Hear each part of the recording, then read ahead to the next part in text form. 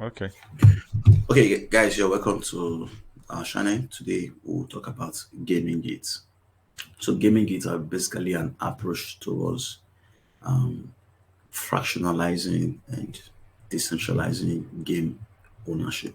So, what we mean by that is sometimes the upfront cost of playing most of the games, even though they are profitable, it's much. So, let's say, for example, you have to pay for a couple of dollars in order to be able to access a game, and you don't have that capital, you can easily port over to a kind of gaming gig and to help you with that. So um, I'll share my screen. For example, ESS. For you to be able to play the Axie Infinity game, you basically need to have some Axie, and it costs some huge amount of money to start. So you first, I want to start with you. You are someone who has played. Have you played some blockchain games before? Before now?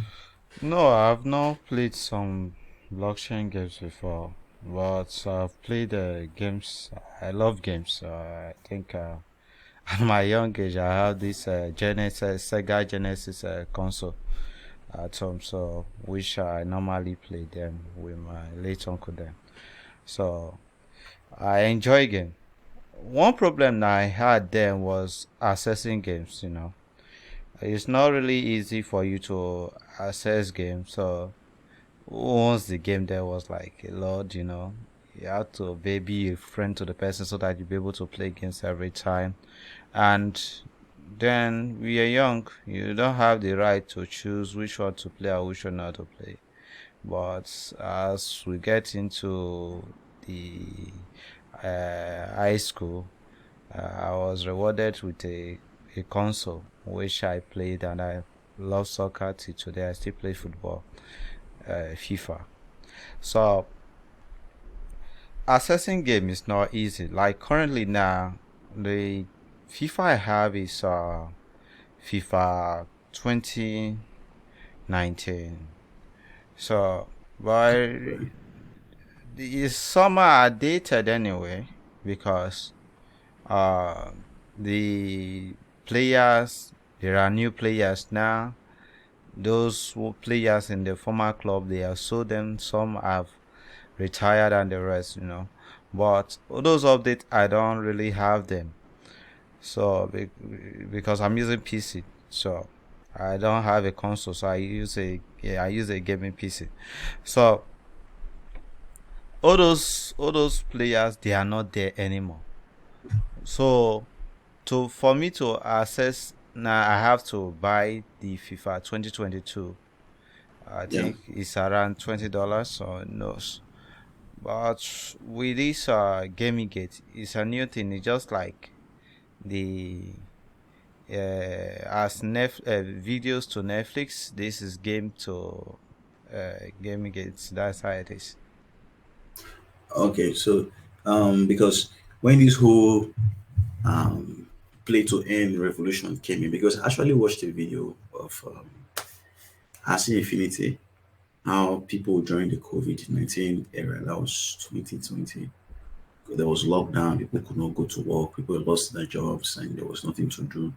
How people were playing these games and earning a living through it, because Philippines is a kind of developing country, and if people are earning maybe $100, they are considered a little bit part of the middle class, and they are considered a little bit financially stable. So people were you can't go anywhere, you are at home. So people were playing and they were earning, and that was how the Axie Infinity game took off. Now, Axie Infinity has been operational since I think 2018, but it was the COVID. The COVID. Actually, that's why sometimes some things may not necessarily, some solutions may not necessarily be bad, and but there's the timing. A Yeah, good example was Zoom. yeah, A good example, you saw the time during COVID, the likes of Netflix had a lot of customers because people had nowhere to go. So Yeah. people just kept themselves busy with movies. Um, Things like Zoom, Yeah. the use case skyrocketed. People will start using it because we're no more going to offices. So most times coordination of work and even church services and many other schools, everything was being done Mm. through that period. So that was a moment for us infinity. So when I actually watched the video, I did not really understand. I saw people being able to make money, but there is this thing around your background actually helps you in this space. So as for me, I didn't play games when I was young, so I kind of I know that I hate games, but gaming are not that my thing. Uh, So that's one of the things. And then you are someone who has played games.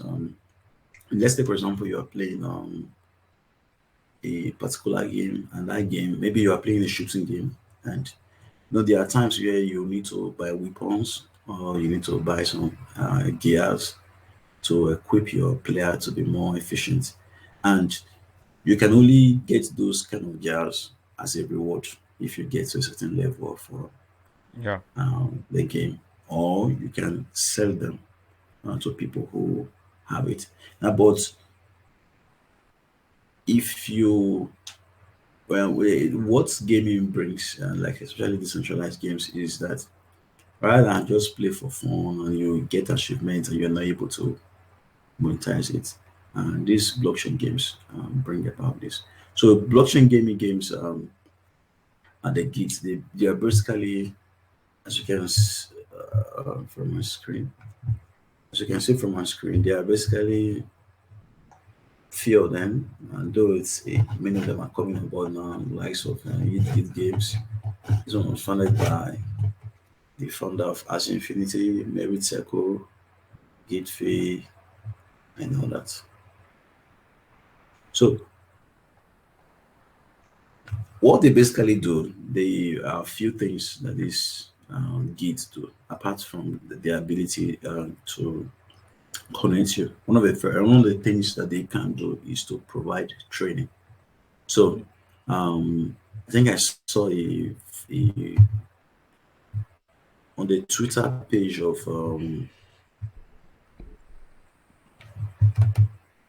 Meriteco, I saw how they were able to provide services like they came to, I think, Nigeria, if I'm not mistaken, and they were able to provide internet services. I'll see if I can pull it up from their pictures. They were providing internet services for people who could not access it, and it was a very fun one. They even went to school. There was this guy I was following. I think he's the country ambassador um, for. Okay, yeah, this is the video I was talking about. This is sorry, the picture. So these guys, they let me see if I can pull it up. They went to different places to teach people. As you can see, we can say play to end should be for everyone 1 minute. So they went on a trip to bring connectivity to the most rural place. So they provide the activity. So this guy went to install things like maybe cables for internet and all that. Ratters. Now, it's not heavy router, I'm sorry. And then there are other times, this one is providing facilities. Then there are other times where I think I've seen a video where one of the ambassadors was going to different schools in Nigeria, I think, to educate people about gaming. This one is in university circle about gaming. So they provide training, they provide the facilities and all that. So, what do you think are some of the benefits of gaming gates? You know, growing up, when you play games, it's as a waste of time, but now it's not a big industry. So. Church people even have an ambition now. You know, before there are people that will tell you now that they don't want to go to school, they want to be a YouTuber, or they want to be a skit maker, or they So, want to be something. most of the things initially, at our childhood, which we are the pride of, based on focus on education, become a doctor, and get a job. So those things they think our parents think that we are time wasting, are now big time opportunity today. Yeah, So one one advantage is this is one thing is simple. When every gamer, apart from the money, is the ego part. For someone to be able to accomplish this stage, I see people play God of War, though I'm not a fan of God of War. They play God of War throughout the day. Throughout the day, they play, they save, they play, they save, they play, they save, until they get to that final. They say they want to see the end. See, yeah, so that curiosity and the rest. So their ego and their curiosity. So in the community, someone will say, I know a guy who have played God of War to the ending. So things like this are occur. But let's take car race for example. I do play Fast and Furious at times. In car race, you might be good, but there are some at times you have to play some stage over and over again to get enough coin to buy a new car, so that you'll be able to go to the next stage. But yeah, with this now, you don't need to play over and over again, because what was happening before is that I see shared economy in here also as a yeah, benefit also, because before, let's say you downloaded a game in your phone now, and when you are playing, you can only buy a token from the game providers. yeah, So when you buy token, let's say you buy a coin from there now, they have specific coin which you can use to buy the characters in the game. So let's say you need a higher car with more speed, with more ability, or you need to improve your engine or your jar or your brakes so that it will be effective. So when you buy, you pay now with your physical cash. There's no way for you to sell back. yeah, So who is gain is only the game developer, designer, or game owner that gains. But you just play to have your fun, that is it. But currently now, those things you bought already, you can sell them as NFT. yeah. So I don't know if you have watched this movie, Ready Player One. I think no. Okay. Is this just like, it's like they took this vision from Ready Player One. Ready Player One is same thing also. It's all about gaming, VR, virtual reality gaming also. So for you to succeed, you have to buy tokens. Some they play to get them for free, and you can still lose them also, and the rest. So it's just something like Ready Player One. It's a movie you're supposed to watch. So this is a huge opportunity for the poor, for the money to move around to the poor. Aside that, it has become an industry of its own. Um, those who are good with it will not be broke. They will have something to settle up their expenses and the rest, so they can just sit Yeah, at home and enjoy their game. And now people can take it as a career because there's money out of it. So it's a huge opportunity for gamers. It's a huge opportunity for gamers. we dive deep into there's a sector called the GameFi, which is combining the elements of gaming, NFTs, and decentralized finance. But we'll just cover up today the needs for kids. So one of the things is the upfront costs, and the help show that the upfront cost. So let's say, for example, somebody who's very I'm not really keen into gaming, but I think I like this Crabada game because I've been looking at the metrics, and it's a game that a lot of people have been using to make some money. So, if you want to get started with this game, you need three crabs. And from what I can see here, this is from the lowest price to the highest price. Now, just look at how much one crab cost. Cost over $1,500. So meaning you are talking about, like say, between 4,800 dollars. That's just the minute. Let's say $5,000, right? So if you now go and you do a quick search to say, okay, we're talking about blockchain is a kind of system where anybody from anywhere in the world can join any rest of it. But some people are more advantageous. The $5,000 is something that people may not be able to even save, even if they're to save their whole salary for 1 or 2 years. Some people may not have that opportunity. Get Yeah. this stuff. And then another thing again is the upfront cost. So these gigs have a system where they have managers and then scholars, and that's where these scholarships and programs come from. So we can call them gigs and all that.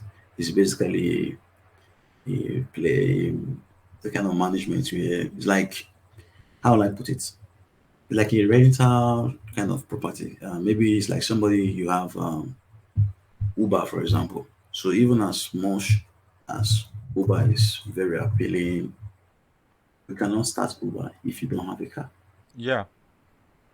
So, um, and then there are people who have lots of cars who are not, and even okay, let's say for example, I have 5 cars. I cannot use all my 5 cars at once. No. So, if I want to make them to profitable use, we have to raise them out to someone who has experience, people who have experience driving. So it's also the same thing with Gits. They provide. So let's say, for example, somebody has these three crabs, and maybe he's a busy office worker. Maybe he bought them at a very low price then, and all he just sits on them is maybe waiting for price appreciation of the crabs. You can rent them out now, and there is a kind of income sharing formula. So one of the platforms I think I'm invested in is a Crabada Dam. So when I consider, because I was like looking at how do I get involved with this game, look at the upfront cost, and there are many ways you can actually get involved in the game. I discovered one of the best option is to go with buying something like a membership of a kind of, like I say, guild. So what these people do is that they sell membership in the form of NFT, and their money generated from the sale is being used to buy crabs, and the crabs are then being used to play. So just like for example, you have a Uber DAO, for example, there is something like that. This Uber DAO, once you join, your you buy an NFT that is like a membership card, and the money is being used to buy cars. You get the stuff, Yeah. and then these cars are put to work. So whatever profit is being generated, let's say on a weekly basis. So like these are some stats. So there's a weekly report.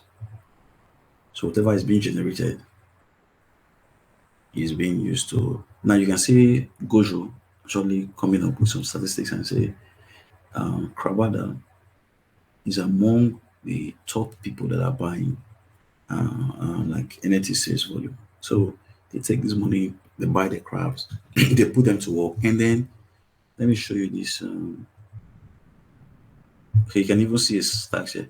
Crabada is once again the top buyer in the Crabada marketplace. So they are buying stuff, and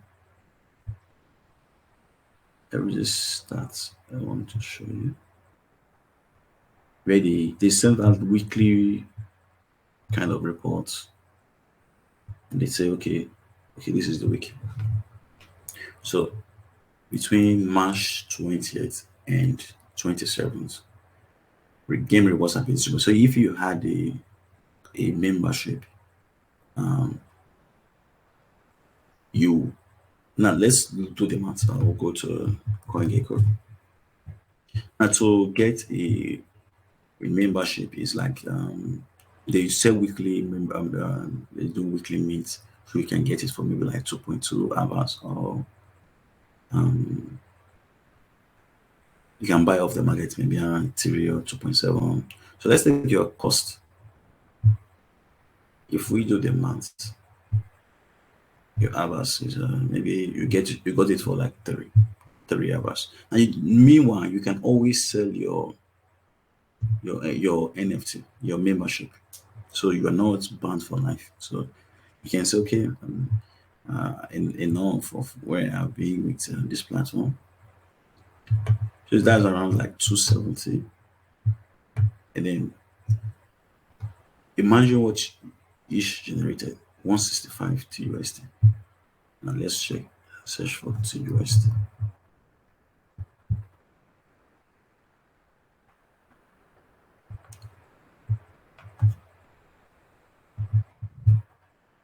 You can see the amount um, each got. Now, this, in my own opinion, is more better than because these tokens that people got, many of them will sell it because this is um, a kind of token that people get as a reward for playing. So, and if you are spending your time to play a game, you will definitely sell some of them. Yeah. Maybe you want to use it to pay bills. Now, you that just decided to buy tokens, or you, and then you are sitting there waiting for price appreciation, you will be at the losing end because it is very, very hard, especially if you look at many of the reward tokens.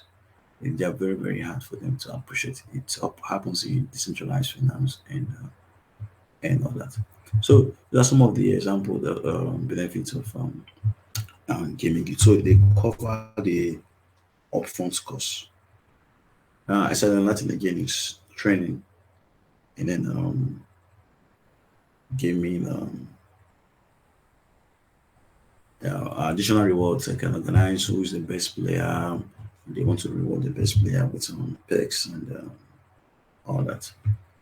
So there are a few of them. We'll not go into much details, but the likes of YGG games, um, the likes of Merit Echo. If you look at some of the stats, you look at who are the managers on the field. Looking about who are the scholars. So scholars are people who are willing to play games.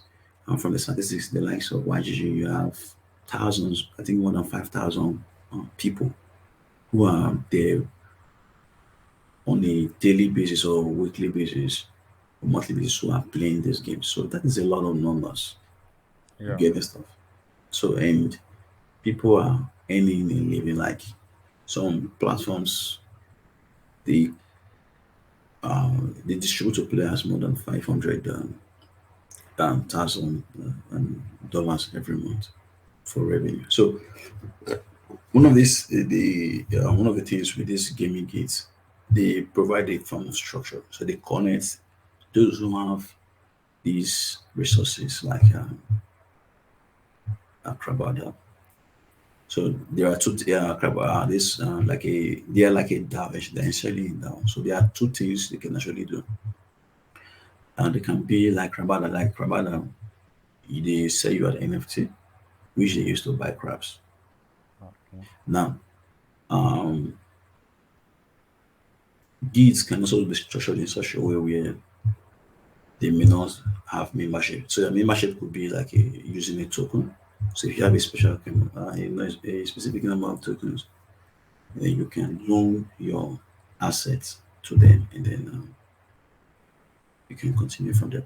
So There are many things. Even Git themselves can do investments in maybe upcoming games, and they can get these games as a token, at a token like at a cheaper price.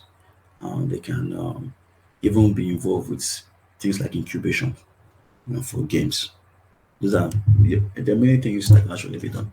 They can have marketplace and all that. So like the YGG, for example, I'm trying to pull up a shot.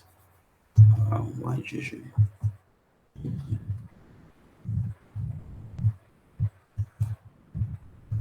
games.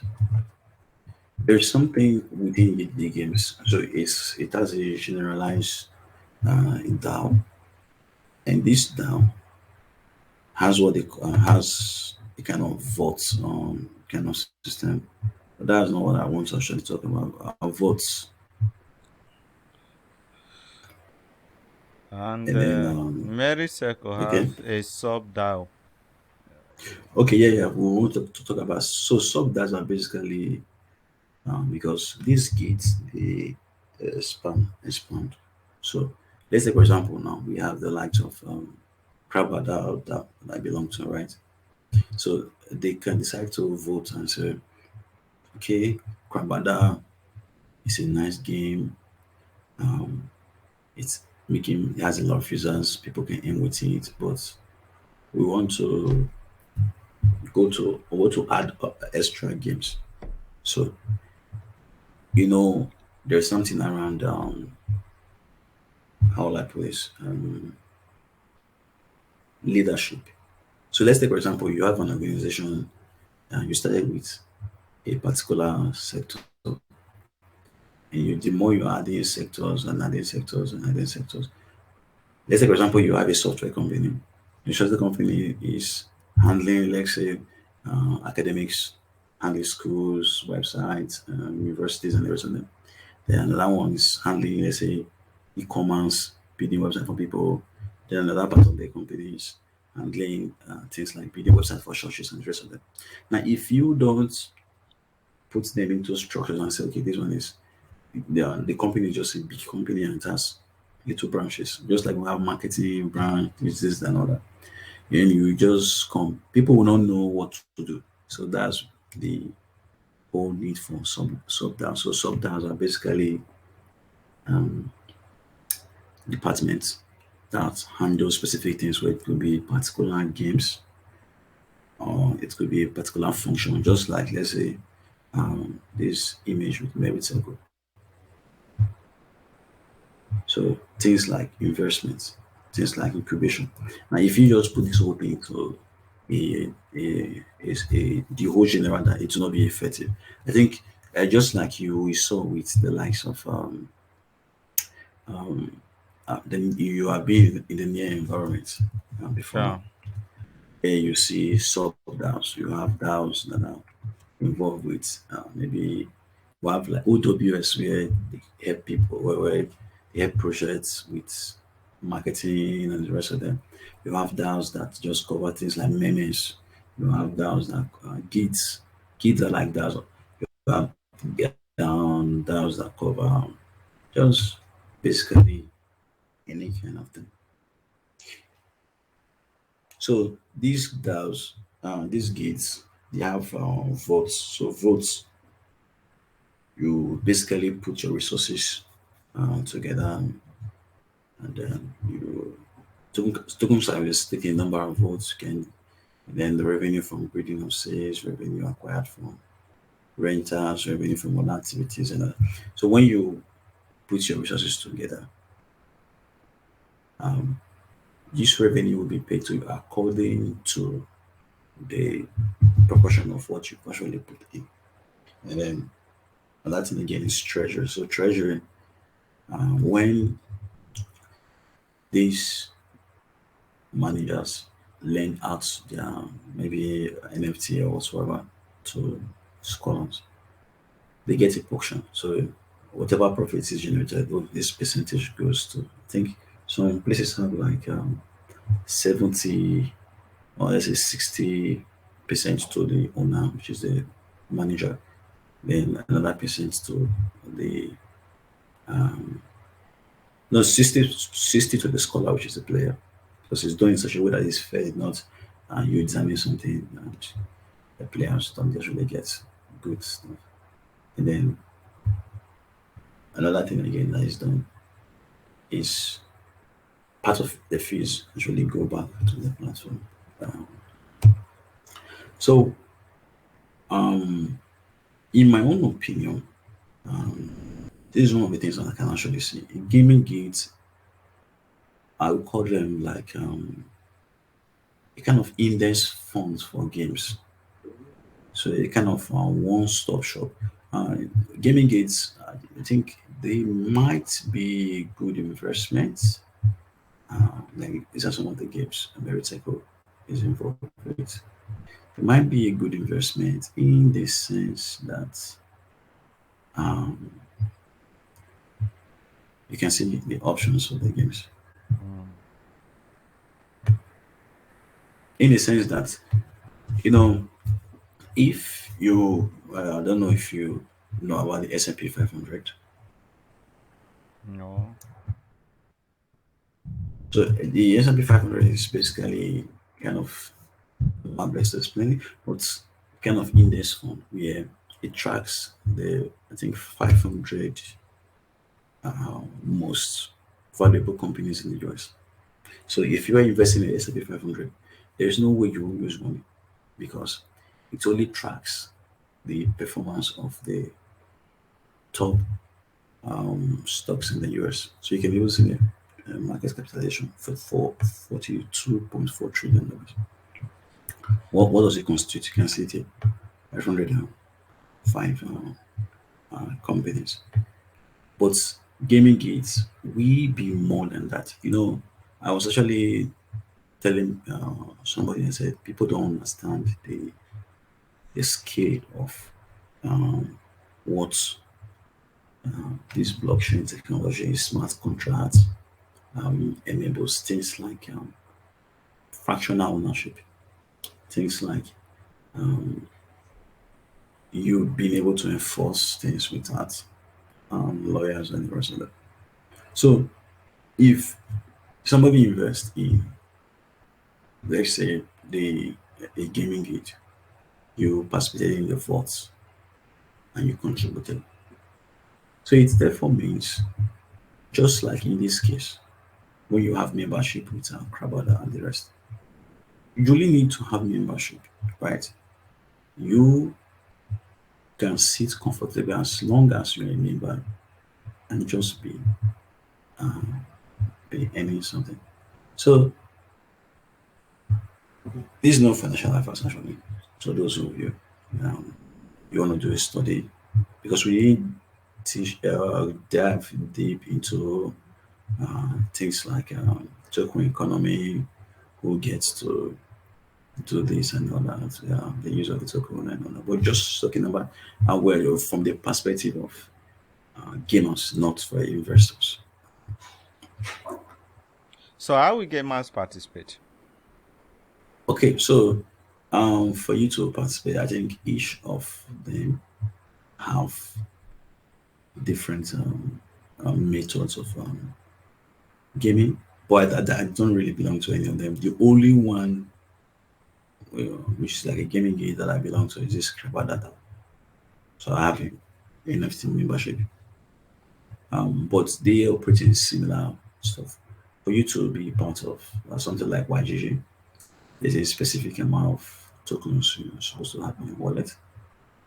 And Okay, for you to become a gamer or no, no, no. For you to be either a gamer which is a player, which is a scholar, here, or for you to be a manager.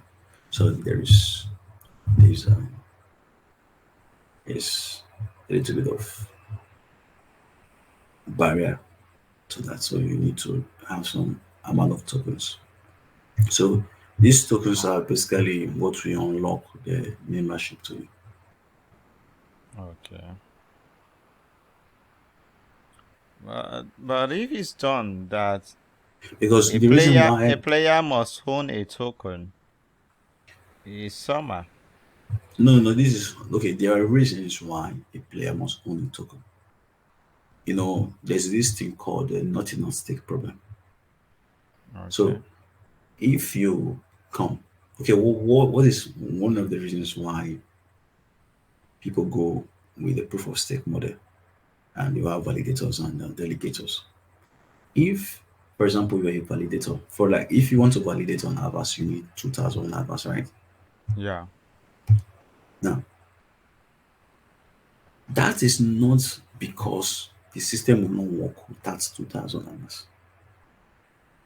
That 2,000 Avas is what we call something at stake.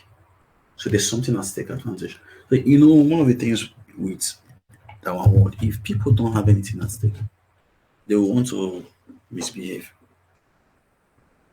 That's just the truth of the matter. So people will want to misbehave. But if there is something at stake, when you know fully well that if you act against the norms of the system, the values of the system, or against the welfare of the system, your stake can be slashed. So you know fully well that um, you have something at stake. Number one. And number two is that um, even if something is free, for example, just imagine, for example, there is the internet is free. You can go and learn um, something every year, right? Yeah. But just like you just enter you into YouTube, you can learn something. But why do we still have courses that are selling online and all that? Now, I don't attack courses. In this channel, we'll be creating a course soon. But people, if they see that, oh, I have paid for a course, they will be more serious. Like, okay, for example, our schools, um, you consider two people. This is school. This is two people. One person is going to school for free, not because the school is free. Maybe his father or his mother pays the tuition fees, the housing, and all that. Such a child is different from the one who labors for himself and pays his rent, pays the Definitely. school fees. Definitely. Because this one knows that something is at stake. Yeah. So that's the need for a token. There's a need for a token because we want to get the access, and so that people don't just come and leave and do whatever they like. So if you are coming, you know that there is a reason for your coming, and then when you no more want to, when you're no more comfortable, you can easily leave and not constitute a nuisance. That's why there is a need for a token. So you can stake the token. Tokens these days are a symbol of ownership. So it's just like Patreon, for example. You can easily connect maybe with if your favorite artist, Yeah. Yeah. and that you can also sustainable where they give you I've used a it before. side. And so just imagine, for example, now somebody did not pay. They'll just go there and be spewing rubbish and all that. So that's why there is a need for a token. Though there are now things that can actually be discussed because when things like this happen, okay, let's take for example, there is this board, board the yacht.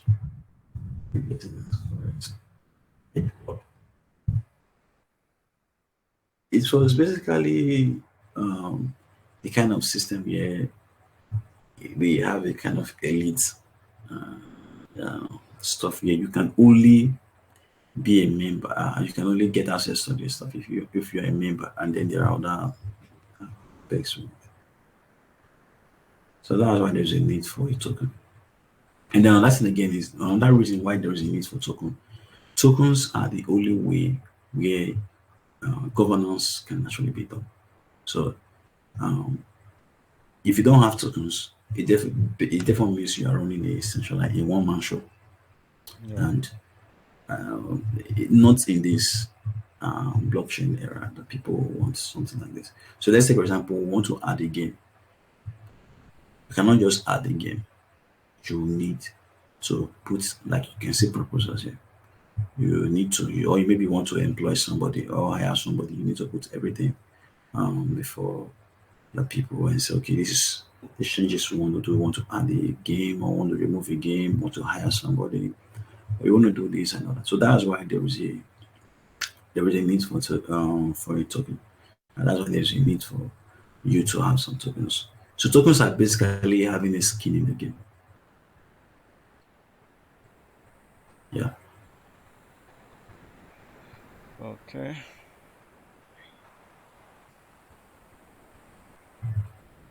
and then you can even see things like how we run maybe Circle and I think that's all for this gaming gate. yeah.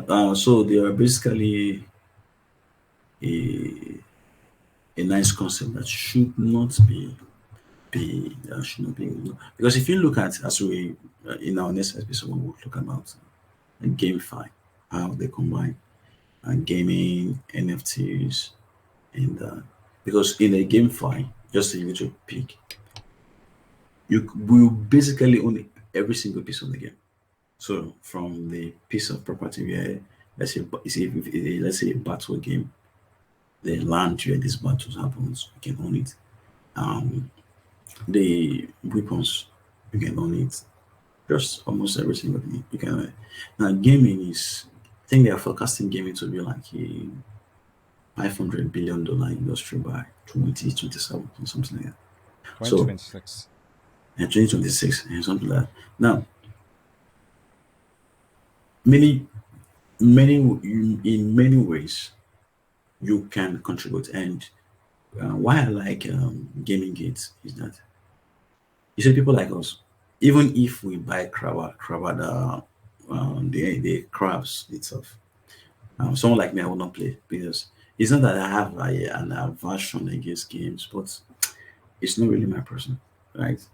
So if you maybe put a game and say, okay, read and like a read a game where you is Quiz.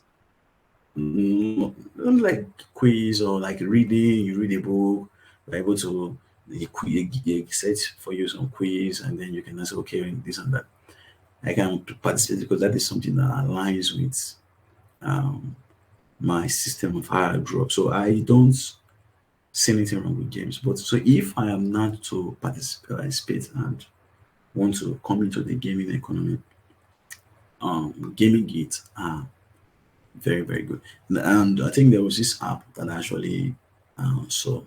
It's called, there are many apps like in Nigeria where people can actually invest their money in things. So, wow, they like the Thrive Agric. So many people have aversion for farms. People see farming, they see farming to be very critical to the economy because that's where our food comes from, that's where a lot of our things come from. But they don't want to be associated with farming. They see farming sometimes to be a low life. So if you want to actually invest in the farming sector, then there has to be a bridge. So that's where companies like Tribal Agri comes. They come and they say, okay, this is the farm.